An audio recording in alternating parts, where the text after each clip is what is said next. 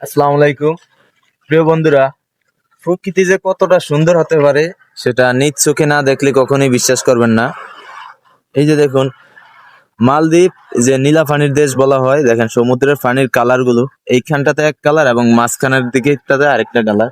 এবং এই সমুদ্রে, মালদ্বীপের এই নদীতে, সাগরে দেখেন এই যে এখানে মাছ ধরতেছে এবং এইখানটা দিয়ে এই পাশটাতে দেখেন এইখানটাতেও মাছ ধরতেছে। অনেক মাছ পাওয়া যায় এবং ওইখানটাতে বিলিঙ্গিলি এবং এই মালে একটা সংযোগ ব্রিজ হচ্ছে, ব্রিজের কাজ চলতেছে।